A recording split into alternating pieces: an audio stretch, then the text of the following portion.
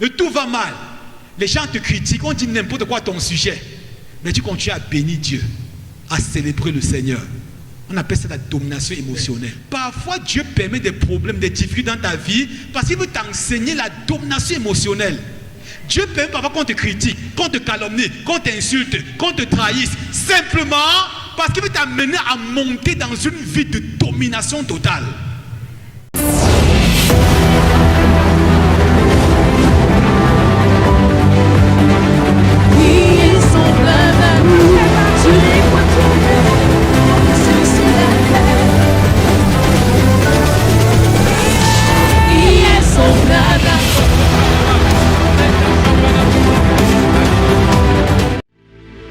Gloire à Jésus. Est-ce qu'on peut encore acclamer le Seigneur bien-aimé? Amen, amen, amen. Amen. Bien, tu vas élever tes deux mains, nous allons prier. Tu as dit avec moi, Père, je te rends gloire pour ce glorieux programme. Je confesse et je déclare qu'à la fin de ce programme, rien ne sera plus jamais pareil. Dans ma vie, tu me propulses avec puissance et force dans ma destinée. Père, je cours vers le but. Je suis instoppable. Ni la maladie, ni les soucis, ni les problèmes, ni aucune difficulté ne pourra m'empêcher d'accomplir ce pourquoi tu m'as placé dans ce monde. Je déclare à partir de ce soir que je marche dans la domination. J'expérimente la domination divine. Je manifeste la domination dans tous les aspects de ma vie. Au nom de Jésus. Père, merci de te glorifier, de prendre le contrôle et de glorifier ton nom. Au nom de Jésus-Christ. Amen. Amen. Gloire à Jésus. Asseyons-nous bien-aimés. Tu es sur le point d'assister à la plus grande transformation de ta vie. Après ce programme, rien ne sera plus jamais pareil. Parce que Dieu va te révéler sa pensée. La Bible, mon peuple périt faute de connaissance. Dieu va te révéler exactement ce pourquoi il t'a placé au Cameroun, à Bafoussam, dans cette ville. Pourquoi il t'a placé dans l'église où tu es présentement. Dieu va se glorifier dans ta vie. Amen. Peu importe ce que tu as comme problème, difficulté, tu laisseras tes difficultés ici. La maladie n'a pas de dernier mot, les soucis, les problèmes. D'ici la fin de cette soirée, tu vas commencer à guérir, à restaurer. Donc si tu es malade, ne te focalise pas sur ta maladie. Focalise-toi sur Jésus. Parce qu'il est plus grand que la maladie. Il est plus grand que tes problèmes. Peu importe ce par quoi tu passes, ce soir, Jésus va changer les données. Amen. Nous allons travailler pendant tous ces 5 jours sur le nouveau livre que nous avons écrit. Dieu nous a mis à cœur, nous a recommandé ce livre. Et nous avons écrit, on a dit simplement, c'est 2000 francs, n'est-ce pas? Mais après le programme, le livre va coûter 5000 francs. Donc spécialement pour le programme, nous laissons le livre à 2000 francs. Tout ce que je vais enseigner pendant ce programme se trouve dans ce livre. Et on ne peut pas enseigner, le livre 150 pages, on ne peut pas tout enseigner. Mais on va te donner l'essentiel. Amen. Et je suis convaincu que la connaissance va te changer. Amen. Et dit, peu importe le problème, la maladie que tu as, d'ici demain, amène les malades, ceux qui sont couchés sur des lits, Dieu va les relever. Et à la fin de ce programme, il y aura des percées surnaturelles. Des gens auront l'accélération divine, vont courir avec force dans leur destinée. Je déclare que rien ne sera plus jamais pareil. Parce que Dieu t'a suscité pour être sa solution au problème de cette saison. Tu es la solution de Dieu au problème de notre saison. Tu es sa réponse à toutes les questions que les hommes se posent. Et Dieu va t'équiper pendant ce programme pour que tu accomplisses le but. Amen. Donc le thème de notre programme, c'est dominer la maladie. Donc pendant tous ces jours, nous parlerons de la domination. La domination est l'ultime raison pour laquelle Dieu t'a créé. Quand Dieu te créait, quand Dieu me créait, il pensait à une seule chose, la domination. Il a créé les hommes pour qu'ils dominent. Tournez vos Bibles, Genèse chapitre 1, je vais vous faire voir quelque chose. C'est vrai que lorsqu'on parle de domination, les gens voient les manipulations diaboliques, l'exploitation, l'oppression de leurs semblables. Ce n'est pas de ça qu'il est question. Quand Dieu nous créait à la base, ce qu'il avait en pensée était la domination. Ouvrons le premier verset de la Bible, Genèse chapitre 2. Genèse chapitre 1, autant pour moi, verset 1 et 2. On dit quoi? Au commencement, Dieu créa les cieux et la terre. Verset 2, on dit quoi? La terre était informe et vide. Il y avait des ténèbres sur la surface de l'abîme. On dit au commencement, verset 1, Dieu crée les cieux et la terre. Et je me suis tout demandé, Seigneur, comment tu crées le ciel et la terre? Et immédiatement au verset 2, on dit la terre informe, n'a pas de forme. La terre est vide. La terre est dans un état chaotique, est comme irrécupérable. Peut-être tu es venu à ce programme, ta vie est comme informe, tu ne vois rien de bon. Dieu a créé au verset 1, n'est-ce pas? Et au verset 2, il a encore contrôle. Moi, je dis que la terre est informe, la terre n'a pas de forme. Et quand vous lisez très bien, vous allez réaliser qu'entre le verset 1 et le verset 2, il y a un long moment qui s'est écoulé. Entre le verset 1 et le verset 2, il y a eu la chute de Satan. Donc Dieu a créé la terre pourquoi? Dieu a créé la terre et le ciel pour manifester sa gloire, sa puissance, son amour, sa sainteté. Donc la terre était le lieu où Dieu voulait faire comment? Manifester sa sainteté, sa gloire et sa puissance. Maintenant, le verset 2 dit que la terre est informe, donc la terre est dans un état chaotique. C'est-à-dire que Satan est descendu. Il a pris le contrôle. Il a dit à Dieu, puisque tu m'as chassé au ciel, je veux dominer la terre. Je veux régner sur la terre. Le verset 2 montre que Satan dominait la terre. Il a dit à Dieu, tu m'as chassé, au moins je peux régner ici. Dieu va dire, Satan, tu ne régneras pas. C'est quoi au verset 26?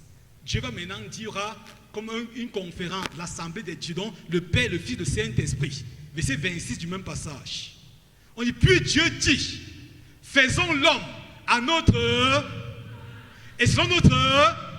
Pourquoi? Pour qu'il vienne dominer. Il n'a pas créé l'homme pour autre chose. Donc la terre est dominée par les ténèbres, dominée par Satan. Dieu crée l'homme pour un seul but. Pour qu'il vienne dominer. Pour qu'il vienne dominer sur les oiseaux du ciel, les poissons de la mer, sur le bétail, sur tout ce qui se meurt sur la terre. Qu'il vienne dominer. Tu es né pour dominer. C'est pourquoi le thème de ce soir, c'est créé pour dominer. Il t'a mis sur la terre pour un seul but. La rédemption, le salut, est un accident dans le projet de Dieu. Quand Dieu créait l'homme, il ne pensait pas au salut. Il ne pensait pas à la rédemption. Il ne pensait pas au rachat. Ça a été un accident dans son projet. Il créait l'homme que l'homme vienne dominer. C'est parce que l'homme a échoué que Jésus viendra maintenant réparer. Est-ce que quelqu'un me comprend ce soir? J'espère qu'on est ensemble. Et que ces jours-ci là, on va t'amener dans la profondeur de la personne de Jésus. Et rien ne sera plus jamais pareil.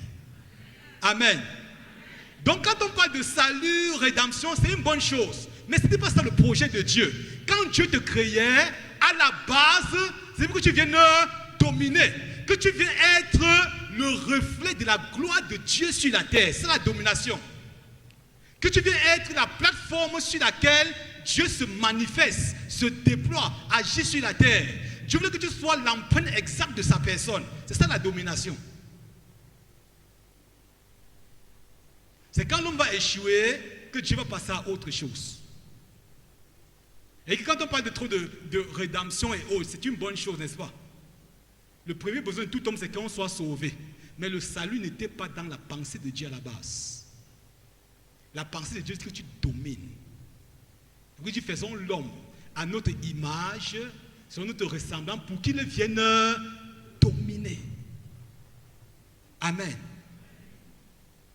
Pour qu'il vienne dominer. Maintenant, que signifie dominer? Elle dit dominer, va aller doucement qu'on comprenne très bien. Parce qu'on va poser la fondation aujourd'hui et les jours qui vont monter, n'est-ce pas? Dominer, c'est quoi? C'est manifester le caractère, la nature de Dieu sur la terre. Dominer, c'est devenir la vitrine à travers laquelle les hommes voient Jésus et lui donnent gloire. Dominer, c'est manifester sa sainteté, son amour, sa puissance dans ce monde. Dominer, c'est vivre comme Christ a vécu.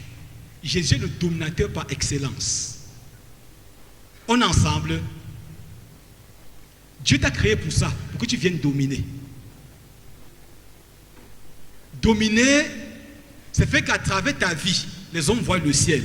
Parce qu'à la base, Dieu a voulu que la terre soit le reflet du ciel. C'est pourquoi Matthieu chapitre 6, verset 10, Jésus, quand il a enseigné à prier, et que ton règne vienne, que ta volonté soit faite sur la terre comme au ciel. Donc Dieu voulait régner sur la terre, mais il ne voulait pas régner sur la terre en tant que Dieu. Pour régner sur la terre, il a placé son image et sa ressemblance, il t'a placé. Pour qu'à travers toi, on voit ce qui se passe dans le ciel et on donne gloire à Dieu. Est-ce qu'on est ensemble? C'est ça la pensée de Dieu. Maintenant, quand l'homme a échoué, Dieu va envoyer le modèle parfait, le genre de personne qu'il avait en pensée quand il te créait, quand il me créait. Il va envoyer qui? Jésus. La Bible dit à Romains chapitre 8, 29, que Jésus-Christ est le premier-né d'entre plusieurs frères.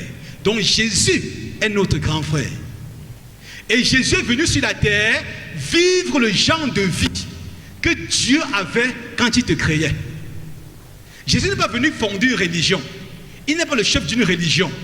Il est venu sur la terre pour un seul but. Nous montrer le genre de vie que Dieu avait pour nous. Il est venu nous communiquer le genre de vie divin. Amen. Faisons l'homme à notre image, selon notre ressemblance, pour qu'il vienne dominer. Ce soir, on va seulement citer ce verset-là, pour qu'il vienne dominer. Pour que l'homme domine, Dieu va faire deux choses. Il crée l'homme à son image. Le mot image vient du mot hébreu tchelem, qui veut dire une idole, une représentation de sa personne. Donc Dieu place l'homme dans le jardin comme une représentation de sa personne. Pour que l'homme soit comme son représentant sur la terre. C'est notre ressemblance. Le mot ressemblance du mot démou qui veut dire qu'il fonctionne exactement comme nous fonctionnons. Donc Dieu veut que tu fonctionnes comme il fonctionne. Quand la terre est informe et vide, est-ce que Dieu se plaint? Est-ce que Dieu a murmuré? Est-ce qu'il a pleuré? Donc Dieu dit, la chose s'accomplit. Il a déclaré une parole, les ténèbres sont dissipées. Il veut que tu fonctionnes exactement comme il fonctionne.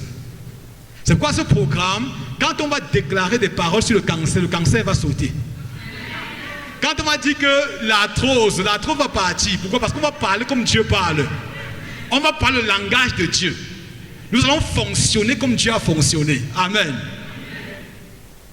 Maintenant, quand on retourne au verset 26, pour qu'il vienne dominer, au moins ce 10 types de domination.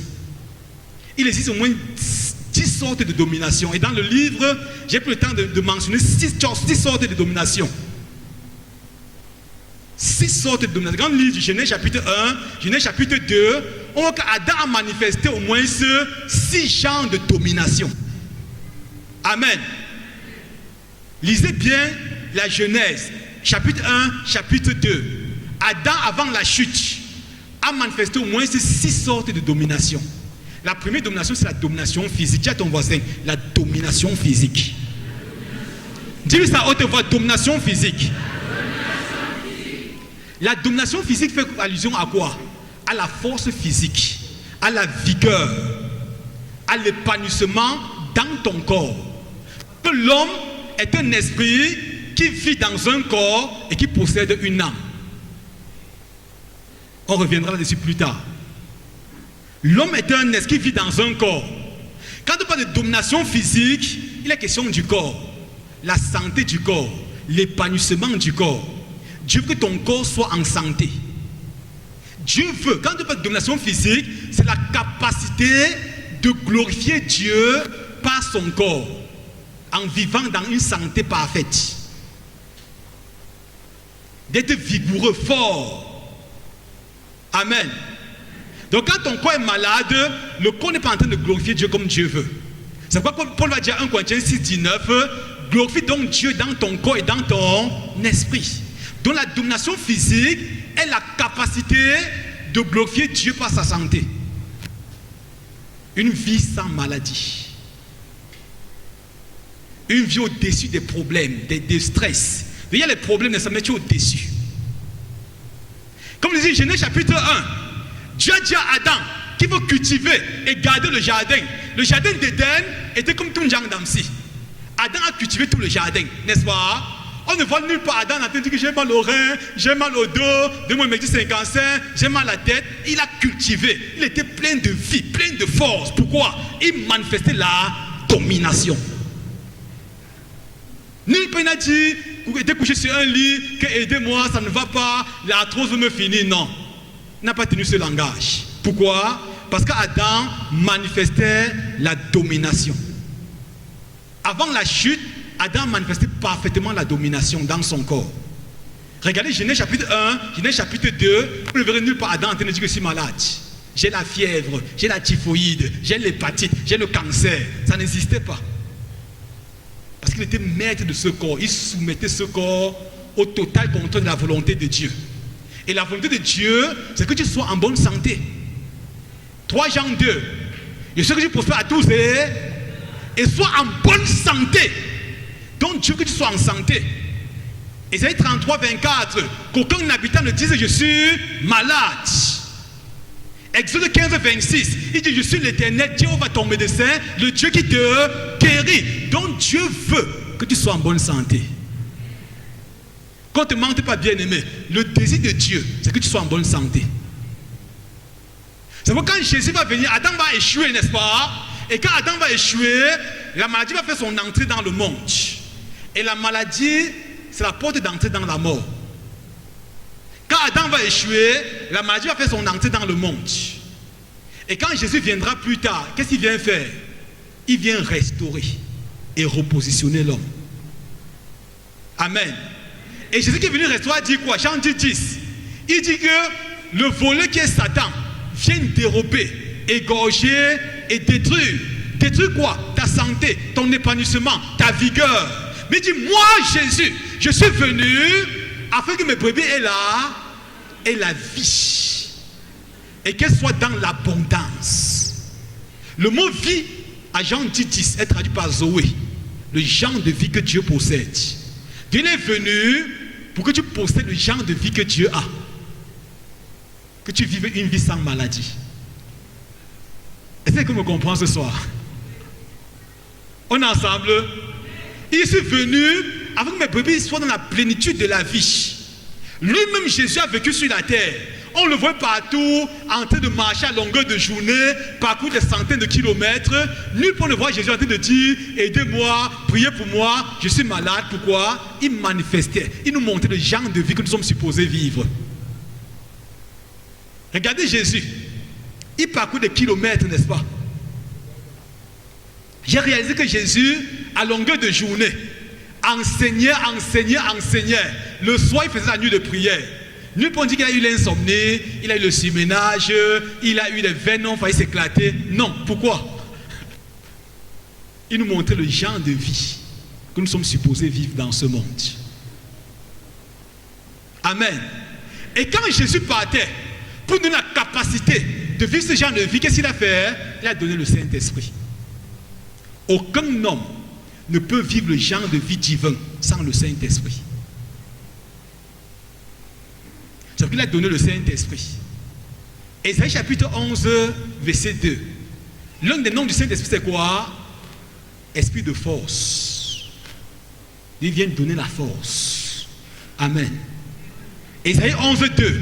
L'Esprit de l'Éternel reposera sur lui, esprit de sagesse et d'intelligence, esprit de conseil et de force, esprit de connaissance et de crainte de l'Éternel. Donc l'un des noms du Saint-Esprit, c'est quoi? C'est l'esprit de force. Dieu vient te revigorer, te donner la force, redonner la vie à ton corps mort. Romains 8:11 dit quoi? Si celui qui a reçu Christ d'entre les morts habite en vous, celui qui a reçu Christ d'entre les morts rendra la vie à votre corps mortel. Il vient redonner vie à ton corps. La bonne nouvelle ce soir, c'est que tous ceux qui sont ici, qui ont des problèmes dans leur corps, le Saint-Esprit va redonner vie à ton corps.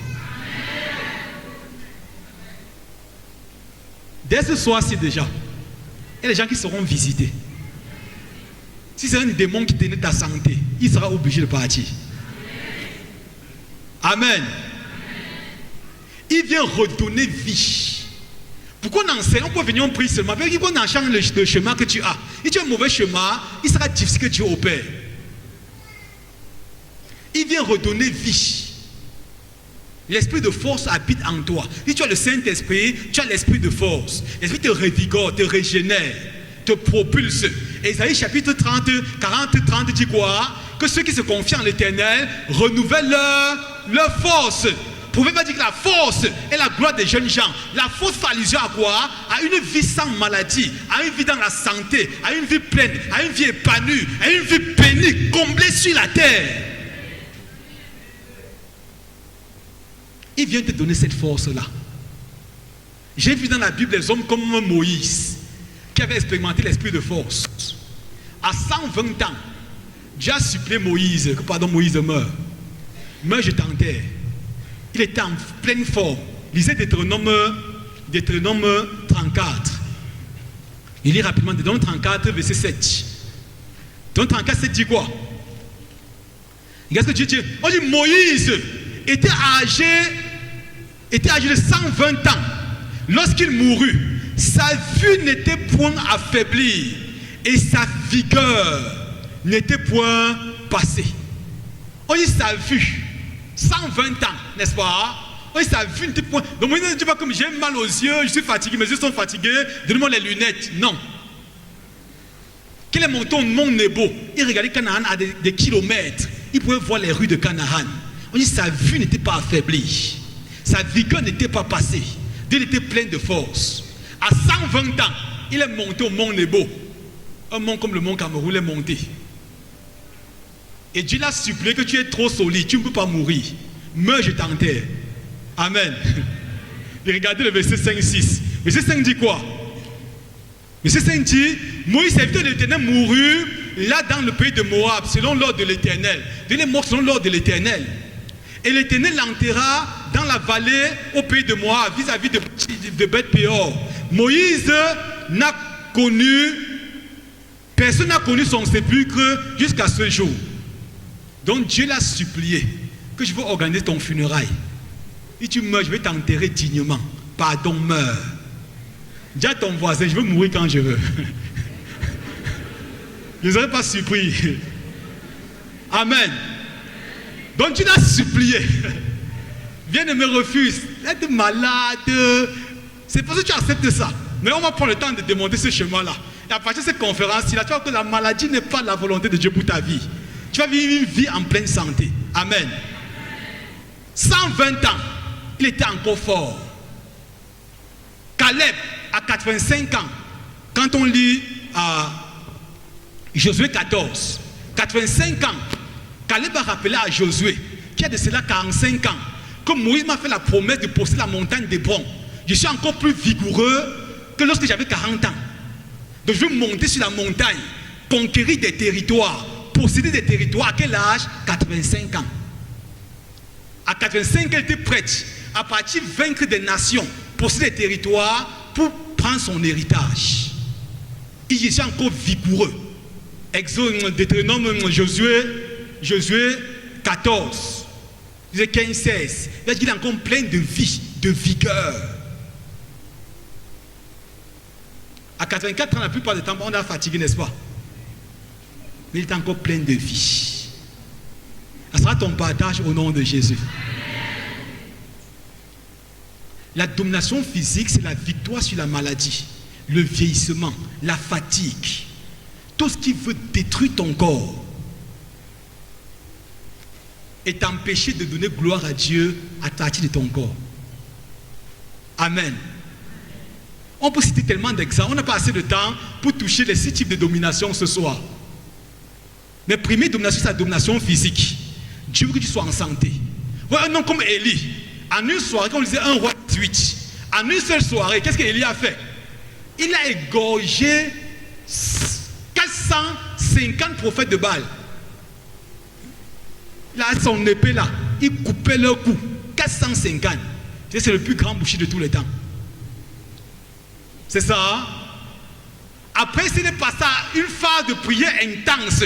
On y a fait 7 phases de prière intense. Il a dit à Akab que la pluie arrive. Monte sur ton cheval et cours.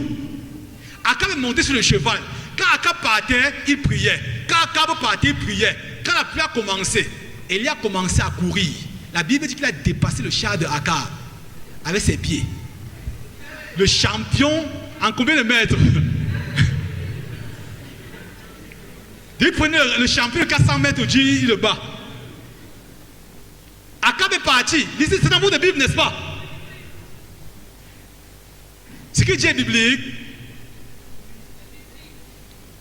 Dit que pendant une soirée seulement, il a égorgé 450 prophètes de Baal. Il est passé à des phases intenses de prière, 7 phases intenses. Et quand il sentit que la pluie va venir, il a dit à Akab, monte sur le cheval et fuit. Cours, cours, la pluie arrive. Akab a commencé à courir sur le cheval, il priait toujours. Akab partait, priait. Akab partait, priait. Quand la pluie a commencé, il a pris ses 2 pieds. Il a commencé à courir. Akab a seulement vu quelqu'un passer. Qu'est-ce qui a fait sa force? On appelle ça l'esprit de force. Il y a beaucoup de jeunes parmi nous, petits trucs, je suis fatigué. À partir de ce soir, la fatigue te libère au nom de Jésus. Il faut expérimenter l'esprit de force. On va toucher le deuxième point. La domination émotionnelle. Dis à ton voisin, la domination émotionnelle. La domination émotionnelle, c'est la capacité de glorifier Dieu par ses émotions. Est-ce qu'on est ensemble? Plusieurs personnes sont tout influencées par les émotions. Leur vie ne dépend plus de Jésus, le Seigneur de leur vie, mais de ce que les situations, les circonstances leur présentent. C'est la capacité de demeurer, d'avoir la pensée de Christ, de continuer à manifester le caractère de Jésus, l'amour de Jésus devant toutes les circonstances et situations difficiles de la vie. Les gens vont tout énerver dans la vie. Mais si ta vie dépend de ce que les gens font de toi, tu n'as pas encore la domination émotionnelle. Si quand on t'énerve, tu ne dors plus, ça montre que tu n'as pas encore la domination émotionnelle. Quand un problème arrache ta paix, arrache ta joie, arrache ton bonheur, arrache ton épanouissement, ça montre que ce problème est le Seigneur de ta vie. C'est plus Jésus qui est Seigneur. La domination émotionnelle, c'est la capacité de demeurer dans le caractère de Jésus, devant les difficultés, les situations et circonstances adverses. Est-ce qu'on est ensemble? Comme disait 1 Corinthiens chapitre 13, quand on dit l'amour fait ceci, l'amour fait ceci, en fait 1 Corinthiens 13, c'est la manifestation de la domination émotionnelle. On dit l'amour pardonne tout. Qui peut pardonner quelqu'un qui t'a énervé? Tu as la tête des gens qui t'énervent, te critiquent, t'insultent, mais tu demeures toi-même, souriant, aimant. C'est la domination émotionnelle. Donc rien ne change tes émotions. Regardez Jésus, il avait plus d'ennemis que nous tous. Il connaissait ses ennemis, mais il était toujours calme. Quand Adam a péché, il a perdu la domination émotionnelle. L'une des choses qui s'est passée dans la vie d'Adam, quand il a péché en Éden, c'est quoi? Il a perdu la capacité de maintenir ses émotions. Il a communiqué ce caractère à sa progéniture. Résultat, Genèse 4, on va voir Abel qui est en colère parce que Dieu a créé le sacrifice de son frère. Qu'est-ce qu'il va faire? Il va tuer son frère. Aujourd'hui encore, les gens sont en colère, sont jaloux, complexés, aigris, amers, frustrés. Pourquoi? Parce qu'ils n'ont pas la capacité de maîtriser leurs émotions. Amen. Qu'est-ce qui rend les gens jaloux? Complexés. C'est un problème émotionnel. Pourquoi les gens sont blessés? Les blessures qui nous amènent à envier, à tuer, à faire du mal au semblable, c'est quoi? C'est le manque, c'est l'incapacité à dominer nos émotions qui nous amène à ça. Maintenant, Jésus est venu sur la terre. Il a connu le rejet. Il a connu l'humiliation. Il a connu... Qu'est-ce qu'il a connu? Toute forme de critique, de rejet, d'humiliation, de tout ce qui est mauvais pour t'amener à faire comment? Avoir la capacité de dominer tes émotions. Dieu est venu guérir les problèmes émotionnels. C'est pour qu'il a accepté le rejet. Pour que toi qui es rejeté, tu sois capable d'être au-dessus du rejet. Il a accepté l'humiliation. Pour que toi qui es humilié, tu sois au-dessus de l'humiliation. Il a accepté quoi encore? Je ne dis pas du rejet. La trahison. Donc, toutes les blessures émotionnelles, pas de 5 sous de blessures émotionnelles. Jésus a accepté toutes ces choses pour donner la capacité d'avoir la domination émotionnelle. C'est pourquoi à Philippiens chapitre 2, verset 5, on va dire ayez les pensées qui étaient en Jésus. Jésus avait quelle pensée? Philippiens 2, 5. Ayez les pensées. Philippiens 4, 8. Que tout ce qui est vertueux, que tout ce qui est aimable, que tout ce qui est digne de louange, que tout ce qui mérite l'approbation soit l'objet de vos pensées. Et si tu vas avoir la domination émotionnelle, à la nouvelle naissance, le Saint-Esprit est venu uniquement dans ton esprit. Maintenant, tu es appelé à laisser que tout ce qui est vertueux, tout ce qui est aimable, tout ce qui est digne de louange, tout ce qui mérite l'approbation, tout ce qui soit l'objet. Donc tu es appelé à faire que tes pensées se soumettent à la volonté de Dieu manifestée dans les Écritures. Amen. C'est ça qui te donne la domination émotionnelle. La domination émotionnelle est l'une des choses qui va donner la victoire aux hommes dans ce monde. Tous les hommes qui ont marché dans la puissance, ont révélé Dieu, ont marché dans la domination, avaient compris les secrets de la domination émotionnelle. Tant que tu n'as pas vaincu au niveau de tes émotions, tu ne vaincras pas au niveau physique. Est-ce qu'on est ensemble? Parce que tes émotions, encore t'a blessé, tu ne peux pas pardonner, tu ne peux pas supporter, tu ne peux pas accepter, tu ne peux pas supporter la présence des autres. Bien-aimé, tu seras disqualifié à la marche dans la domination. Tous les hommes qui ont porté le feu, qui ont porté la puissance, ont révélé Dieu aux générations, étaient des personnes qui avaient compris, qui avaient la domination émotionnelle. Tous les hommes. Il y a des noms comme Moïse. La Bible dit, Moïse était devant la mer Rouge, poursuivi par Pharaon et toute son armée. Les enfants d'Israël pleuraient, ils criaient, oh Moïse, tu nous as amenés ici pour nous détruire. Est-ce qu'il n'y a pas de tombeau en Égypte pour nous amener à mourir au désert? Moïse peut se fâcher, n'est-ce pas? Moïse a dit quoi? Gardez le silence. Ces Égyptiens que vous voyez là, vous ne les verrez plus jamais. L'Éternel combattra pour vous et vous gardez le... Comment garder le silence devant l'oppression de l'ennemi? Comment être en paix dans le repos? La domination émotionnelle.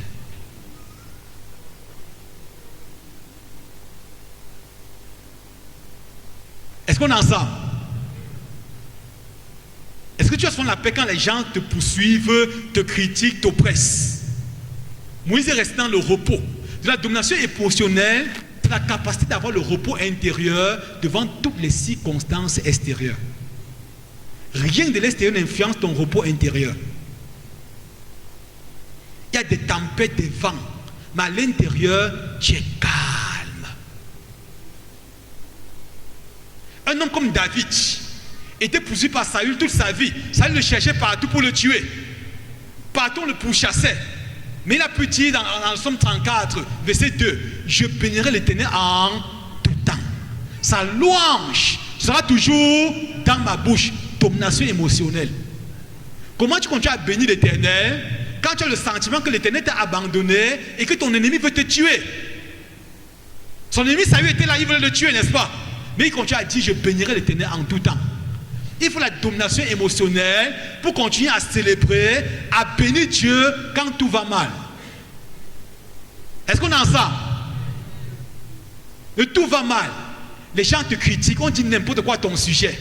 Mais tu continues à bénir Dieu, à célébrer le Seigneur.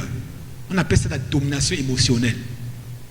La Bible que Paul et Silas étaient en prison. On les avait arrêtés injustement. On les a jetés en prison. au lieu d'être aigri, au lieu d'être amer, de commencer à critiquer Dieu, avec Seigneur, pourquoi tu nous fais ça? Seigneur, pourquoi tu laisses qu'on nous mette en prison injustement? Au lieu de maudire ceux qui nous avaient mis en prison, on dit vers le milieu de la nuit, Paul et Silas chantaient des louanges à Dieu. Dis à ton voisin, une domination émotionnelle. Ils chantaient. Les gens t'ont mis en prison injustement. Tu ne sais pas combien de temps tu vas faire en prison, tu as les chaînes. Mais même dans les chaînes, tu continues à dire Dieu est bon, il m'a fait du bien. Tu commences à le célébrer, tu le célèbres, même quand tout va mal. C'est toi de premier jour, oh, j'ai l'insomnie, vraiment on me veut du mal ici. On ne m'aime pas. Ils n'ont pas dit ça. Ils ont dit Dieu est bon. On appelle ça la domination. Et tout ce qui t'arrache le sommeil, tout ce qui arrache ta joie, tout ce qui arrache ta paix, tout ce qui arrache ton épanouissement intérieur, montre simplement que tu n'as pas encore reçu la domination émotionnelle. Parfois, Dieu permet des problèmes, des difficultés dans ta vie parce qu'il veut t'enseigner la domination émotionnelle.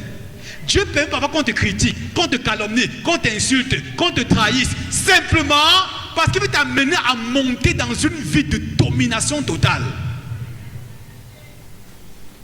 Donc tous ceux qui te trahissent, parfois ils te font du bien. Tous ceux qui sont en train de te faire du mal, de jeter des pots de banane sur ton chemin, certains sont en train de te faire du bien.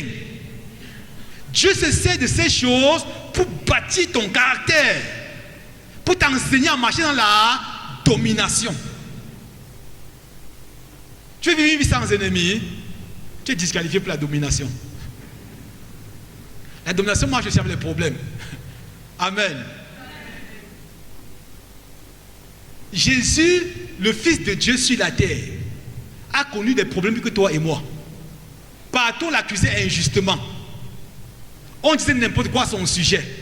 Est-ce que vous avez vu Jésus être troublé un jour? Jésus vient dans le repos constant. La domination émotionnelle se manifeste quand tu vis de manière permanente dans le repos.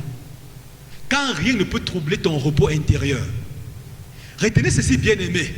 Dieu commence à travailler quand toi tu es dans le repos. Quand tu travailles trop, Dieu ne peut rien faire. Dieu travaille quand les hommes dorment. Quand les hommes travaillent beaucoup, Dieu dort. On comprend ça, hein? Donc quand tu es en train de lutter partout pour te justifier, pour dire, écoutez-moi bien, on m'a seulement accusé. Quand tu travailles, qu'est-ce que Dieu fait? Il dort. Mais quand tu commences à dormir en Dieu, il travaille. Est-ce que c'est passé en Éden, n'est-ce pas? Quand Dieu a créé Adam, Adam a tellement travaillé. Où était Dieu? Dieu dormait. Dis que comme tu travailles, toi, Adam, il dort. Adam a travaillé, il a donné le nom à tous les animaux. Et à un moment donné, il ne trouvait plus quelqu'un, un partenaire semblable. Il était fatigué. Qu'il a commencé à dormir, n'est-ce pas? Dieu est venu faire une opération chirurgicale. Qu'il s'est levé, il a dit waouh! Dieu a travaillé quand Adam dormait. Quand tu vas commencer à dormir dans les problèmes, Dieu va travailler pour toi. Dis à ton voisin, tu as des problèmes, dors. Dors en Dieu. Dis que dors sur Dieu, n'est-ce pas? Mais tu agis dans tous les sens. Dieu ne peut rien faire. Il y a un jeu de catch que j'ai vu, c'est un catch, on joue tout en deux, en duo. Quand un adversaire est fatigué, qu'est-ce qu'il fait? Il tape la main de son voisin, il sort et l'autre entre dans le ring. Tu ne peux jamais, ton coéquipier ne peut jamais entrer dans le ring quand tu es encore dans le ring. Donc quand tu es fatigué, tu as vu ce catch-là? C'est un jeu de cartes en duo. Quand il lutte tellement, quand tu luttes, tu es fatigué, ton coéquipier vient, tu tapes sa main, tu sors du ring, il entre. Il ne va jamais entrer quand tu es encore sur le ring. Et Dieu fonctionne comme ça. Quand tu es encore sur le ring, Dieu est dehors. Mais quand tu sors du ring, tu tapes la main de Dieu, tu sors du ring, il entre. Et quand il entre,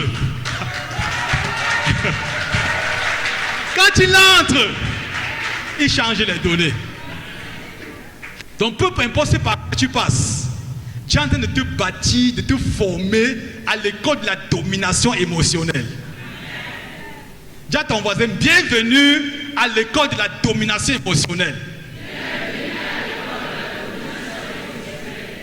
Donc il permet que les choses bizarres t'arrivent, qu'on t'accuse, qu'on te rejette, qu'on te critique, parce qu'il veut bâtir en toi le caractère de Christ. Amen. Regardez Jésus. La Bible dit, il est dans la barque, en pleine mer. La barque était agitée par le vent. Et lui, il dormait. Ok, l'eau entrait dans la barque, il y avait le tonnerre, il y avait des vagues bizarres qui se jetaient dans la barque. Qu'est-ce qu'il faisait? Il dormait. Et j'ai tout demandé, mais comment Jésus pouvait trouver le sommeil dans tel contexte? Les disciples criaient dans tous les sens. Les 12 disciples, waouh, nous allons périr, on va mourir. Oh, maître. On dit, le gars dormait jusqu'à ronfler. Et j'ai demandé, mais comment est-ce que Jésus pouvait dormir dans un tel état? Dis à ton voisin, repos intérieur. C'est le repos intérieur de Jésus qui pouvait faire que même dans les problèmes, il continue à dormir. Et la domination émotionnelle lui a donné la capacité de dominer à l'extérieur. Tant que tu ne domines pas à l'intérieur, tu ne domineras pas à l'extérieur. C'est parce qu'il avait le repos. Regarde les gars qui étaient agités autour de lui. Ils criaient, ouais, au nom de Jésus, tempête, arrête-toi. Comme ils avaient tellement peur, rien ne pouvait se produire. Maintenant, Jésus qui avait le repos à l'intérieur, quand il s'est levé, il a dit un seul mot. Boum! En hébreu, silence, tais-toi. On dit que la mer, les vagues, tout s'est stabilisé. Le succès de Jésus était lié à son succès intérieur. Il n'y a pas de succès extérieur sans succès intérieur. Tu peux faire le show dehors, mais c'est à l'intérieur. Il n'y a pas de changement, rien ne se produira. Moi, ceux qui veulent chasser les démons, ils commencent à dire, au nom de Jésus, au nom de... Quand le démon les regarde, il veut leur donner une gifle, n'est-ce pas?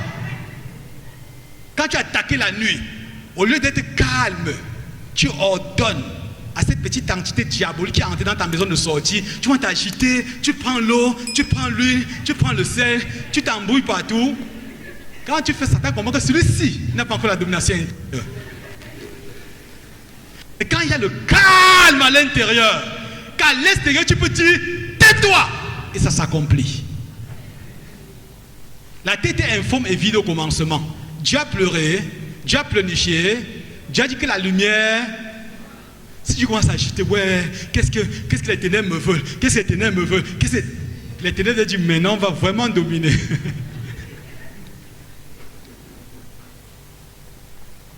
Ne regarde plus aux ténèbres, ne regarde plus à la maladie. Garde le silence.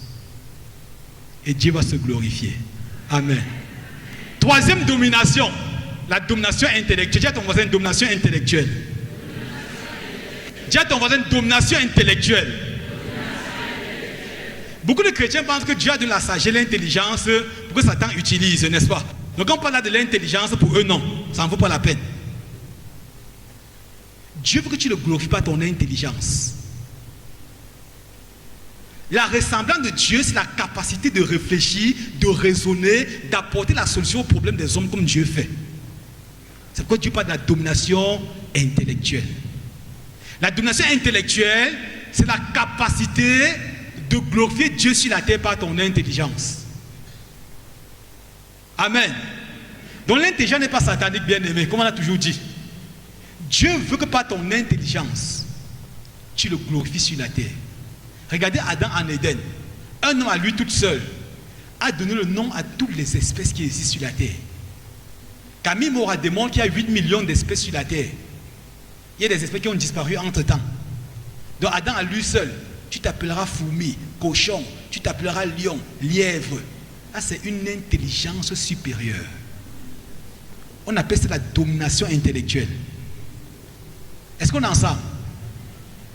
C'est que pendant ce programme-ci là, Dieu va restaurer les facultés intellectuelles des personnes.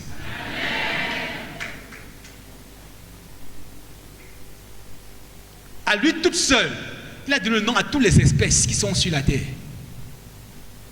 Toutes les espèces vivant sur la terre.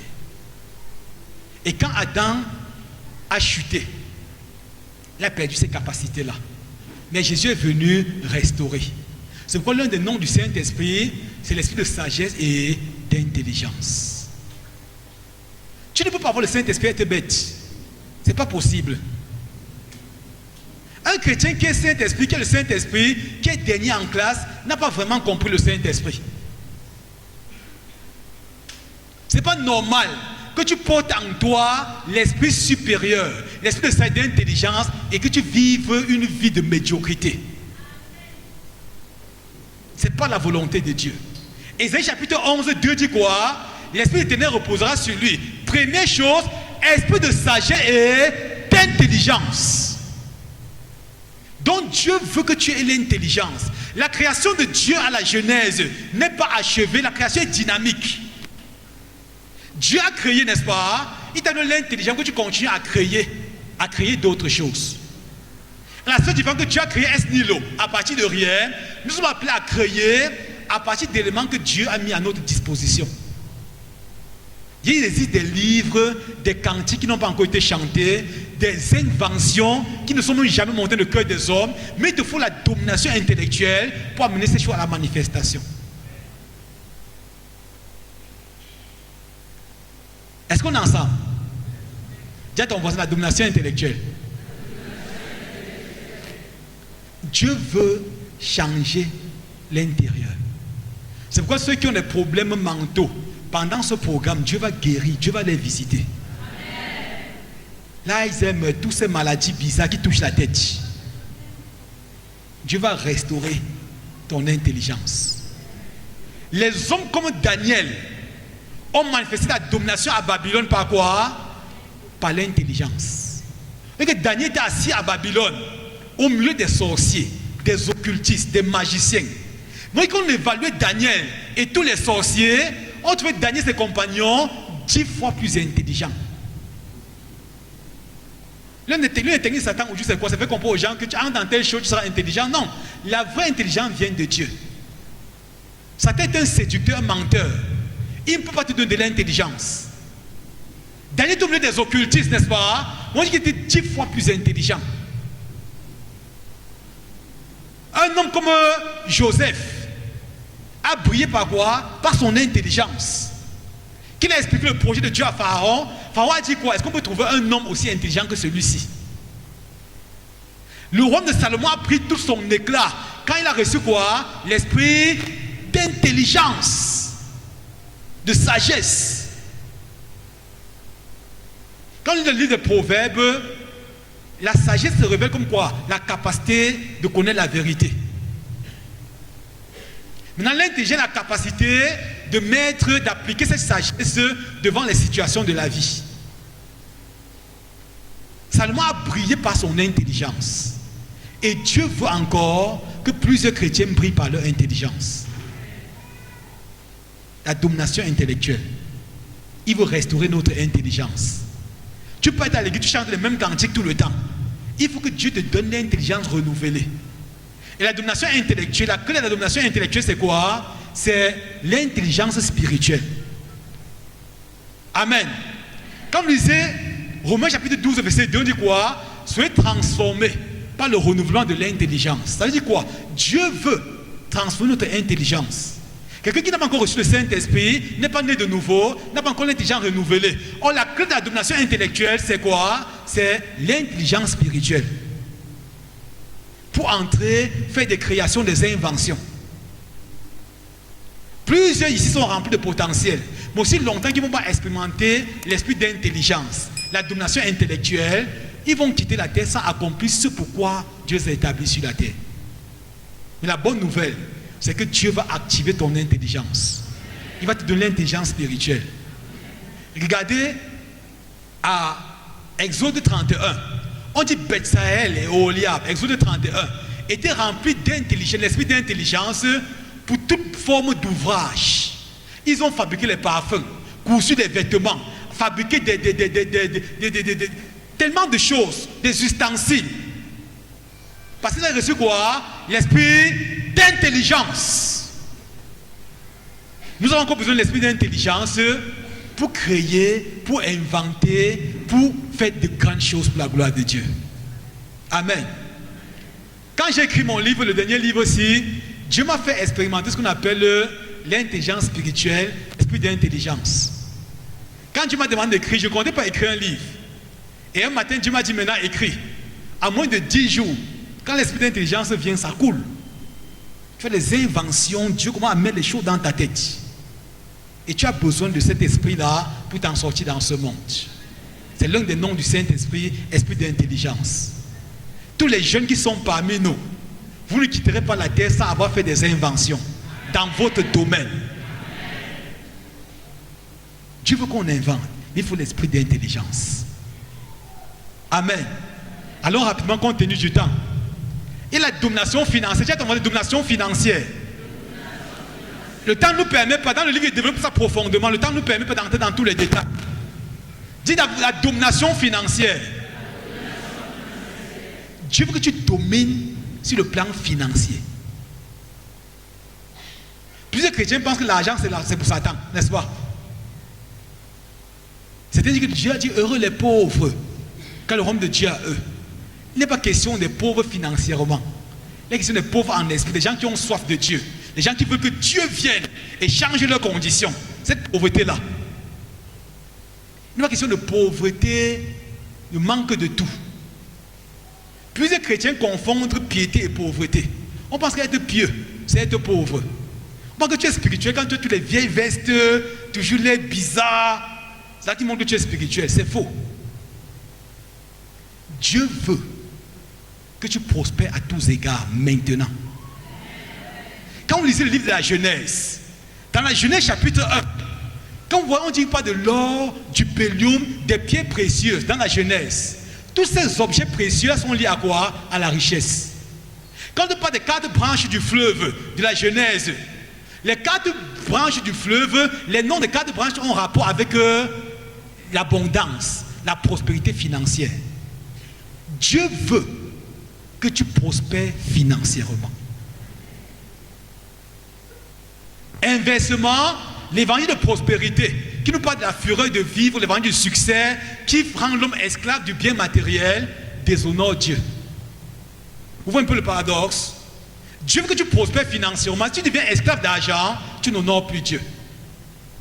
Il y a un évangile qui, c'est l'argent à tout prix. L'argent à tout prix. Si tu n'as pas l'argent, tu es fini. Non. Ça, c'est un faux évangile. Il faut l'équilibre. Maintenant, quand on parle de domination financière, c'est la capacité de faire venir le royaume de Dieu sur la terre par nos finances. Il a dit, allez faire des nations des disciples. Maintenant, pour faire des nations des disciples, il faut des hommes qui deviennent des promoteurs du royaume de Dieu sur la terre. Tu deviens riche selon Dieu quand tu comprends et intègres que tu n'es qu'un gérant des biens temporels qui appartiennent définitivement à Dieu. Donc, il comprend que l'argent ne va plus te tenir. Plusieurs chrétiens sont esclaves d'argent. Quand on va te donner l'argent, parce que tu as tout gâté. Dieu te donne de l'argent pas pour ton bonheur et ton épanouissement, pas pour nourrir ton ego. Il veut te bénir financièrement pour que tu deviennes un promoteur de son royaume sur la terre. Quand tu vas intégrer ça, tu ne manqueras de rien. Dieu veut bénir plusieurs chrétiens, mais qu'ils les voient encore des esclaves d'argent. L'argent c'est un grand problème, il peut tuer pour l'argent. Ils empêchent Dieu d'accomplir son œuvre. Quand tu intègres le fait que Dieu possède tout, il m'a établi sur la terre comme un gérant des biens qui lui appartiennent. Je suis là pour gérer l'argent de mon maître. Dieu te bénit. Jésus a dit à Luc chapitre 9, 42, quel est l'économe fidèle et prudent que le maître établira sur les gens de sa maison pour leur donner la nourriture au temps favorable. Quel économe? L'économe c'est qui? C'est un intendant. C'est ça. C'est quelqu'un qui gère des biens qui ne lui appartiennent pas. Quand tu commences à intégrer qu'en fait, c'est Dieu qui possède tout. Je suis un gérant. Seigneur, sers-toi de moi pour faire venir ton règne par des finances. Dieu va commencer à te bénir.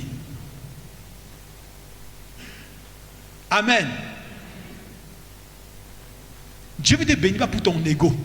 Il veut te bénir en vue de l'expansion de son royaume. Et quand tu as intégré ça, on peut parler de domination financière. Nous sommes sauvés par les meurtrissures de Jésus, n'est-ce pas? Mais nous ne sommes pas enrichis par ces meurtrissures, nous sommes enrichis par notre libéralité. Un chrétien qui n'est pas libéral, la clé de la prospérité financière, matérielle, c'est la libéralité. Quelqu'un m'a compris? Proverbe 11, 24, 27. Tel qui épargne à l'excès ne fait que s'appauvrir.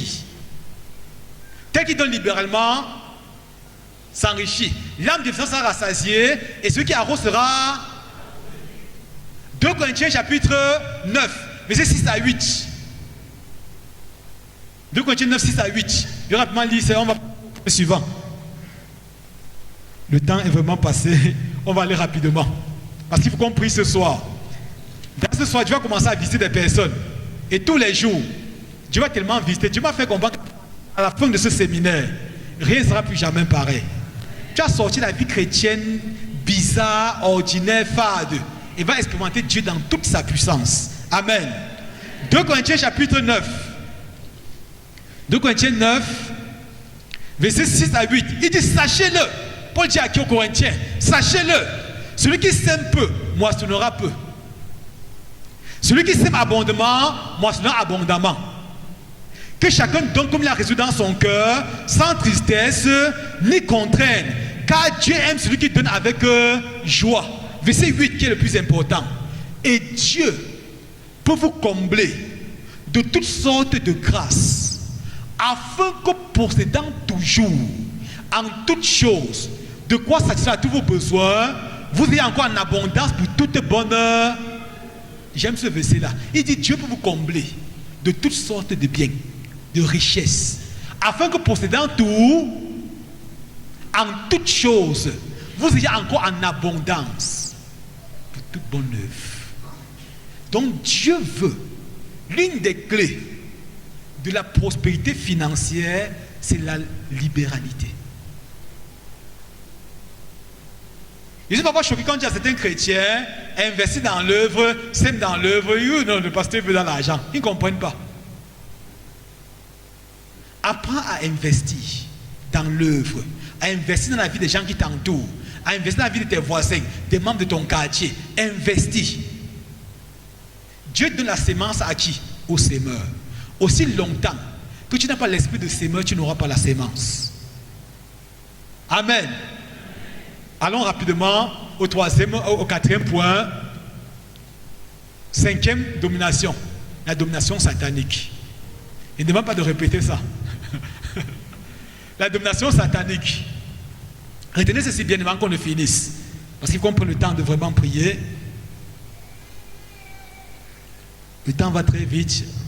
La domination satanique. Retenez ceci bien aimé. Dieu et Satan courtisent l'homme. Dieu ou Satan ne peuvent agir sur la terre que par des hommes. C'est Dieu qui a créé le ciel et la terre.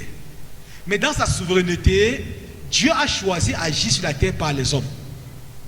Maintenant, Satan, qui est l'adversaire juré de Dieu et des hommes, a un royaume parallèle au royaume de Dieu. Quelqu'un me comprend? Et pour agir sur la terre, il a aussi besoin des hommes. Donc Satan ou Dieu agit sur la terre par des hommes.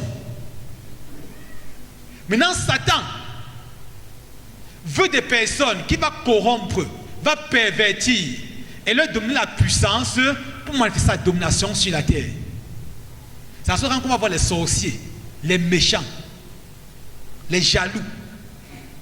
Ces gens que Satan a pu coopter, n'est-ce pas? Et il se sert d'eux pour manifester sa domination sur la terre. La Bible dit, à 2 Corinthiens chapitre 3 verset 4, que Satan est le prince de ce monde. 1 Jean 5, 19, que le monde entier est sous la domination de Satan. Donc pour dominer la terre, Satan cherche un homme, il cherche une femme, qui deviendra le canal par lequel il va manifester sa domination. Et pour vous rassurer, bien aimé, la plupart des maladies que vous voyez viennent des agents de Satan. Le 5 octobre 2023, avant qu'on commence la première conférence, je dormais une soirée et Dieu m'a enlevé au 2e ciel. Là-bas, je voyais des hôtels, presque partout. Des hôtels démoniaques, presque partout. Il demandait à Dieu, ça veut dire quoi tout ce que tu veux voir? C'était comme des idoles. Et j'ai vu ça. Et à un moment donné, Dieu m'a dit, prends autorité, détruis ces hôtels au nom de Jésus. J'ai commencé à prendre autorité, je détruisais ces hôtels-là. Et après, je suis quitté de cette vision-là. Je suis revenu à moi-même. J'ai commencé à prier, à demander à Dieu, ça veut dire quoi? Ça veut dire quoi dans la prière? Dieu m'a dit que ces hôtels que tu vois dans le monde spirituel représentent des principautés, qui contrôle les maladies sur la terre. Quelqu'un me comprend? Donc il existe dans le monde des ténèbres une principauté démoniaque responsable du cancer. Il y a des principes démoniaques responsables de quoi? De l'arthrose. Il y a des principes démoniaques responsables de toute forme de perversion sexuelle que vous voyez. On nous dit que quelqu'un a détourné les jeunes filles, de plus en plus, comme les agents de Satan, prennent des petites filles, 15 ans, 19 ans. Qu'est-ce qu'ils veulent? Ce n'est pas le plaisir.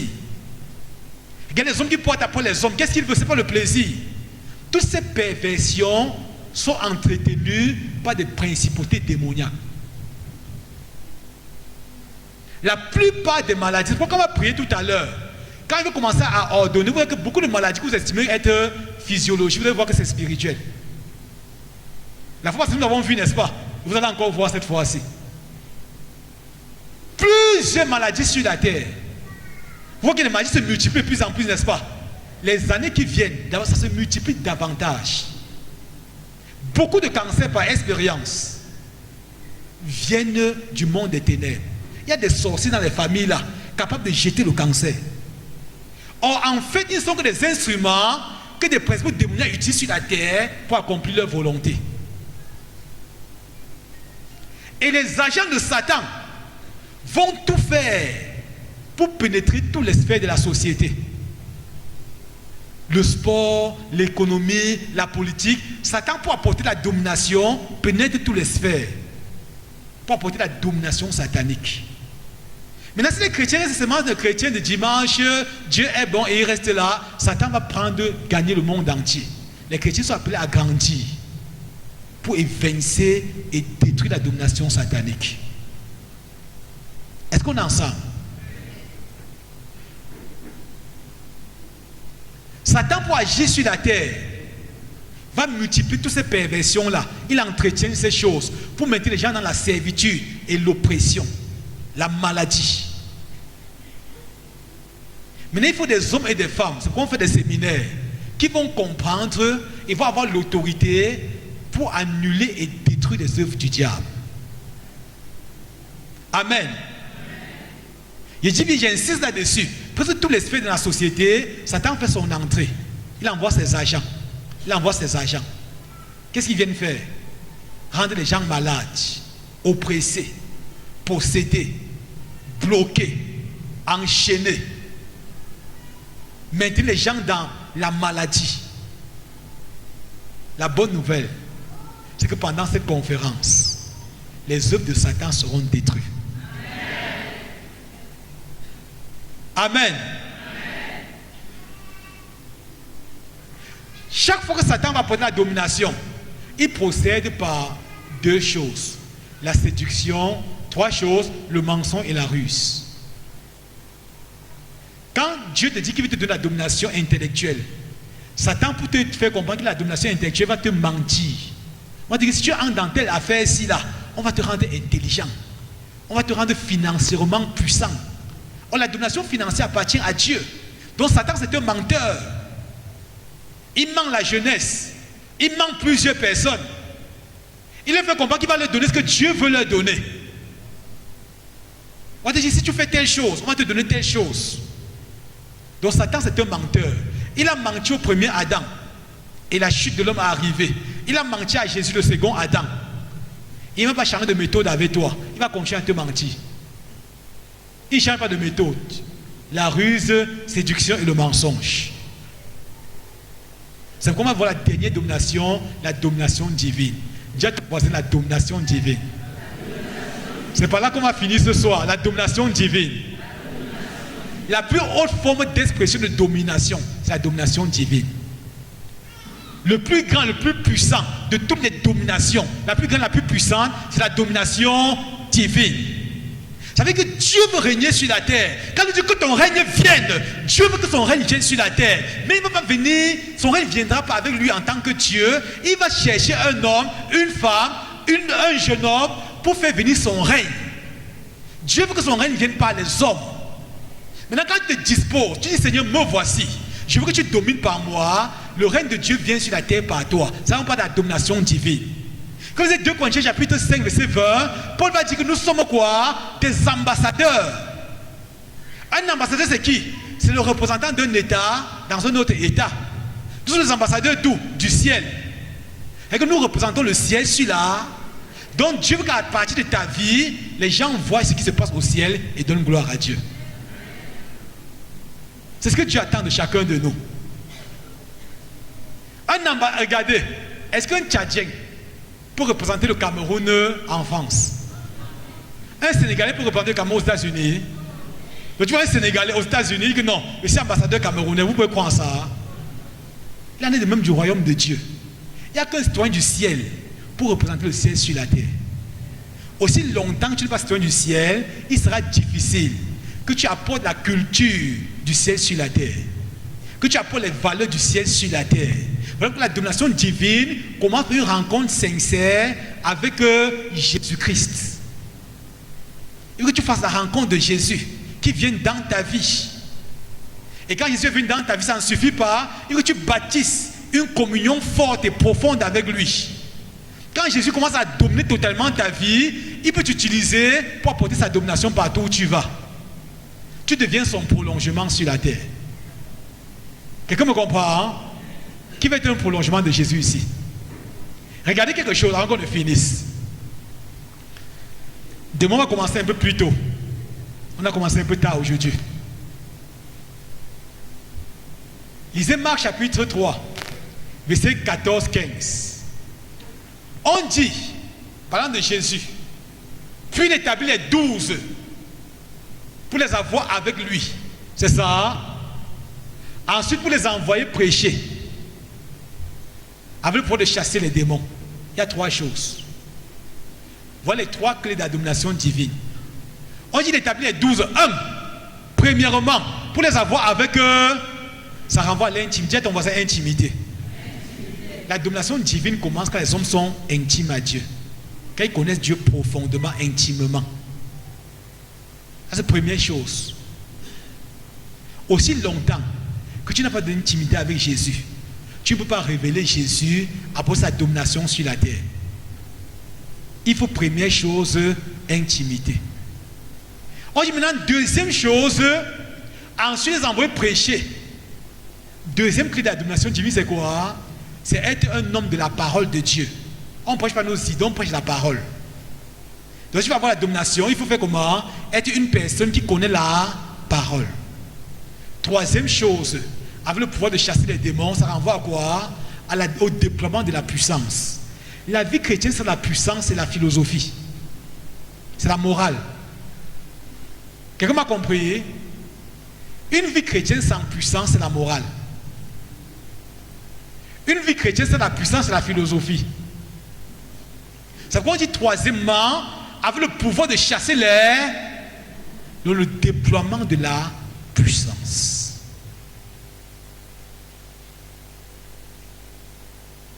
Un homme qui prétend servir Dieu et qui manifeste la puissance perd son temps et perd le temps des gens qui le suivent.